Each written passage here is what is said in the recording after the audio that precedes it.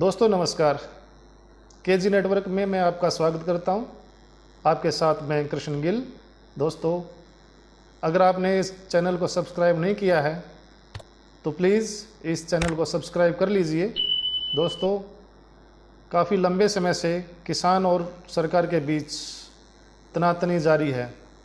किसान अपनी मांगों को लेकर के खुले आसमान के नीचे, कड़कड़ाती सर्दी में, चिलचिलाती धूप में और मूसलाधार बारिश के बीच डटे हुए हैं। अगर अन्नदाता दुखी है, अपनी मांगों को लेकर वो आंदोलनरत है, तो दोस्तों एक शख्स ऐसे थे जिन्होंने हमेशा किसानों के लिए सर्वोपरि अपना योगदान दिया। वो शख्स कौन थे, यह बताने की ज़रूरत नहीं है दोस्तों, क्योंकि अगर किसानों की बात आती है तो छोटू राम अपने आप अपने मन में उनका नाम उभर कर सामने आता है। तो दोस्तों, आज हम बात करेंगे छोटू राम पर। छोटू राम कौन थे, उन्होंने क्या क्या कार्य किए, इन्हीं पर चर्चा होगी दोस्तों। उनकी कुछ पंक्तियां हैं कि ऐ भोले किसान मेरी दो बात मान ले, एक बोलना सीख ले और एक दुश्मन को पहचानना सीख ले। अगर हरियाणा या आसपास के क्षेत्र में ये लाइनें किसी से पूछेंगे आप, तो इसका एक ही जवाब होगा, छोटू राम। दोस्तों, एक किसान नेता, एक सफल वकील, एक सफल पत्रकार, एक स्वतंत्रता सेनानी और एक सफल राजनेता, कम शब्दों में कहा जाए तो ये थे छोटू राम। एक आदमी की अलग अलग शख्सियतें, जिसने अंग्रेज़ों के खिलाफ लड़ाई लड़ी, जिसने किसानों को उसकी पहचान दिलाई, जिसने किसानों को की गिरवी ज़मीन को छुड़वाया और जिसने मोरों के मारने पर रोक लगवाई और पंजाब को सबसे बड़ा बांध, भाखड़ा बांध दिलवाया। इस कहानी को शुरू से करते हैं। रोहतक जिले में एक गांव है गढ़ी सांपला। इसी गांव में जाट बिरादरी से संबंध रखने वाले सुखीराम के सबसे छोटे बेटे थे रीछपाल। घर में सबसे छोटे थे, इसलिए घर के लोग उन्हें छोटू बुलाने लगे। जब स्कूल में पढ़ने की बारी आई तब भी इनका नाम छोटू ही रहा। इस प्रकार रीछपाल छोटू राम हो गए। छोटू राम के पिता सुखीराम को विरासत में मिली 10 बीघे बंजर जमीन, इस पर खेती नहीं हो पाती थी। परिवार चलाने के लिए सुखीराम को कर्ज लेना पड़ा और इतना कर्ज लिया कि वह बुरी तरह दुखी हो गई। एक दिन उनको पैसों की ज़रूरत पड़ी तो वे अपने बेटे छोटू राम के साथ एक साहूकार के पास गए। साहूकार ने पैसे नहीं दिए और उल्टे सुखीराम की बेइज्जती कर दी। इसके बाद तो सुखीराम को तो उदास मन से घर लौट आए, लेकिन छोटू राम ने विरोध करने का मन बना लिया और यहीं से शुरू होता है छोटू राम का क्रांतिकारी सफ़र। झज्जर में शुरुआती पढ़ाई के बाद छोटू राम दिल्ली के क्रिश्चियन मिशन स्कूल में आ गए। यहाँ पर फीस ज़्यादा थी और हॉस्टल की कुछ दिक्कतें थी। इसके विरोध में छोटू राम ने पहली हड़ताल शुरू की, जिसके बाद स्कूल के बच्चे और शिक्षक उन्हें जनरल रॉबर्ट के नाम से पुकारने लगे। छोटू राम सिर्फ किसान नेता ही नहीं थे, उन्होंने पत्रकारिता की, वकालत की और उसके बाद नेता बने, जिसके बाद अंग्रेज़ों ने उन्हें देश निकालने का आदेश दे दिया। 1905 में सेंट स्टीफन से ग्रेजुएशन करने के बाद छोटू राम पत्रकार बन गए, वकालत की डिग्री ली। इसके बाद छोटू राम ने 1915 में एक बार फिर पत्रकारिता शुरू की और अपना खुद का अखबार निकाला। उसका नाम था जाट गजट। यह अखबार आज भी निकलता है और हरियाणा का सबसे पुराना अखबार माना जाता है। इस अखबार के जरिए छोटू राम ने किसानों की मुखालफत शुरू की। इसकी वजह से अंग्रेज़ों ने छोटू राम को देश निकालने का फरमान सुना दिया। लेकिन जब सरकार ने अंग्रेजी सरकार का फैसला सुना, उसने कहा कि अगर छोटू राम को देश निकाला दिया जाता है तो पूरे देश में दंगे शुरू हो जाएंगे, आंदोलन हो जाएगा और अंग्रेजी सरकार को इससे ज़्यादा परेशानी होगी। पंजाब सरकार की इस दलील से अंग्रेजी हुकूमत ने अपना फैसला बदल लिया और बाद में अपना फैसला बदल दिया। तो छोटू राम इस तरह से पंजाब में रह गए। लेकिन 1914 में जब पहला विश्व युद्ध शुरू हुआ तो अंग्रेज़ों को और सैनिकों की जरूरत पड़ी।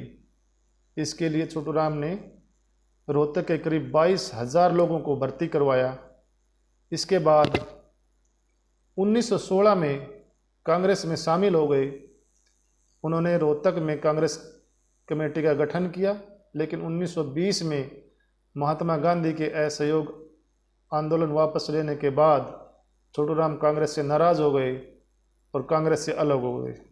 धीरे धीरे करके वे पंजाब में अपनी राजनीति करते रहे और 1931 में प्रांतीय विधानसभा चुनाव के बाद विकास मंत्री बने। इसकी वजह से उन्हें पंजाब में लोग दीन बंधु के नाम से पुकारने लगे। किसानों के लिए हमेशा खड़े रहने वाले, भाई भतीजावाद से दूर और राव बहादुर की उपाधि से सम्मानित छोटू राम को बतौर राजस्व मंत्री जितनी भी तनख्वाह मिलती थी उसका बड़ा हिस्सा वे रोहतक के स्कूल को दान देते थे। अब बात किसानों की, छोटू राम ने किसानों के लिए क्या क्या काम किए उन पर बात करते हैं। छोटू राम ने किसानों के लिए कई महत्वपूर्ण काम किए। उनके इन कामों को किसानों के लिए मील का पत्थर माना जाता है। जैसे कर्जा माफ़ी 1934 जो 8 अप्रैल 1934 को लागू हुआ, इसके तहत अगर कर्ज के पैसे दोगुना पैसा चुका दिया जाता था तो कर्ज को माफ़ कर दिया जाता था। कर्ज न चुकाने की स्थिति में पशुओं की नीलामी की जाती थी, उस पर भी इस एक्ट की वजह से रोक लग गई।